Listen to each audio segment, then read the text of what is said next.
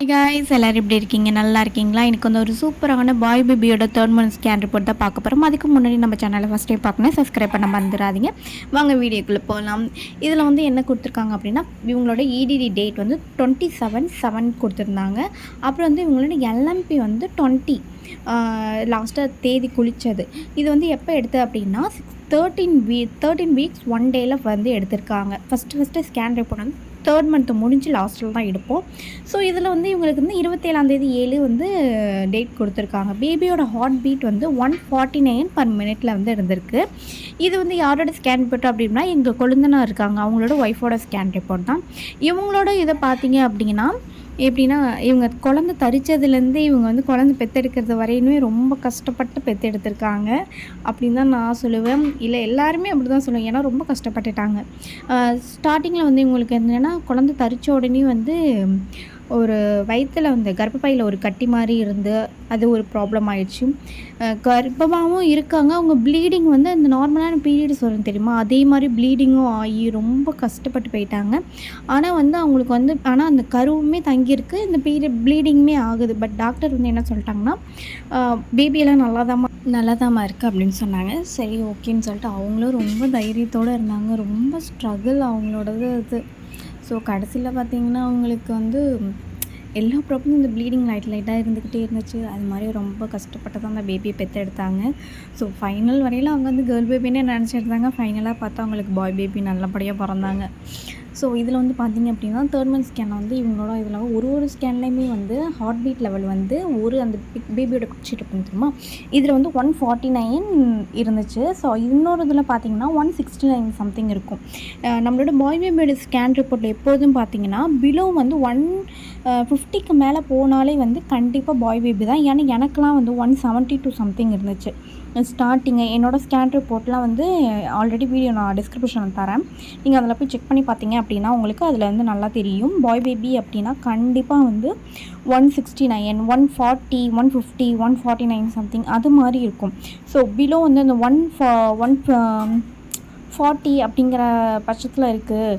அப்படிங்கிறதுனால வந்து மேக்ஸிமம் வந்து கேர்ள் பேபியாக இருக்கும் அப்படிங்கிற மாதிரி என்னோட ஒரு தாட்டு. ஏன்னா நான் பார்த்த வரையிலும் எனக்கு வந்து அப்படி தான் இருக்குது. இதில் பார்த்தீங்களா ஹார்ட் பீட்டில் வந்து 167 இருந்திருக்கு பேபியோட அந்த பிக்சர் எடுக்கும்போது. இது படி பார்த்தா அந்த இது இருக்குது. ஆனால் இவங்களுக்கு வந்து சர்விக்கல் லென்த் எல்லாமே வந்து கரெக்டாக இருக்குது அப்படிங்கிற மாதிரி மென்ஷன் பண்ணேன். பேபி வந்து இதில் இவ்வளோ அழகாக தெரிகிறாங்க பார்த்தீங்களா, க்யூட்டாக அந்த வாய் மூக்கெல்லாம் அழகாக, அந்த கண்ணெல்லாம் பாருங்களேன், நீங்கள் நல்லா பார்த்தா தெரியும், அழகாக தெரிகிறாங்க, க்யூட்டாக இருக்கிறாங்க. ஸோ அவங்க ரொம்ப கஷ்டப்பட்டுட்டு இருந்தாங்க. அவங்க சொன்னப்போ அவங்க ஞாபகம் வந்துடுச்சு.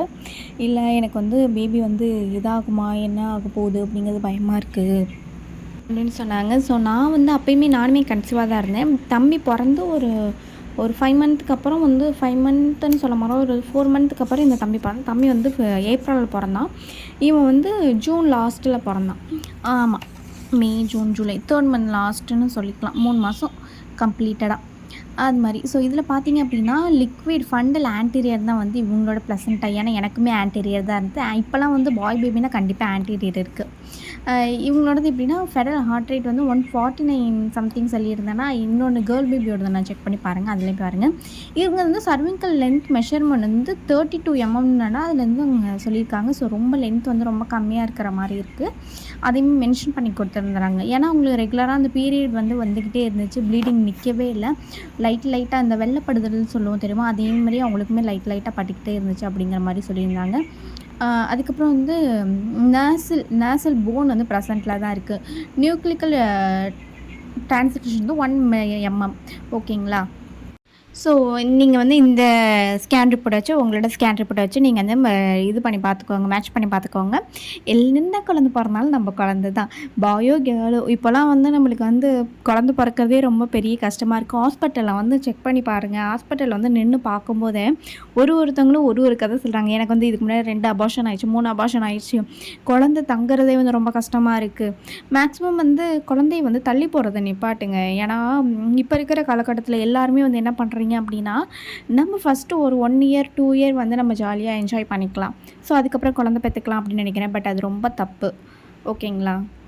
அதனால கூட வந்து நிறைய வந்து பேபி வந்து ஃபார்ம் ஆக போகிறது அந்த மாதிரி ப்ராப்ளம் நிறையா ஆகுது அப்படிங்கிற மாதிரி வந்து நான் ஹாஸ்பிட்டல் போகும்போது அங்கே உட்காந்துருந்தாங்க தெரியுமா, அவங்களாம் எனக்கு நிறைய பேர் சொல்லியிருந்தாங்க. நிறைய கதைகள் நீங்கள் வந்து ஒரு ஹாஸ்பிட்டலுக்குள்ளே போனீங்க அப்படின்னா ஒருத்தவங்களுக்கு ஒரு ஸ்டோரி சொல்லும்போது, ஓ இப்படிலாம் இவங்களுக்கு நடந்திருக்கா, இப்படி இவங்களுக்கு நடந்திருக்கா அப்படிங்கிறது கேட்க கேட்க ரொம்ப பயமாக இருக்குது. ஸோ ஓகேங்களா, தேங்க்யூ ஃபார் வாட்சிங். தேங்க்யூ.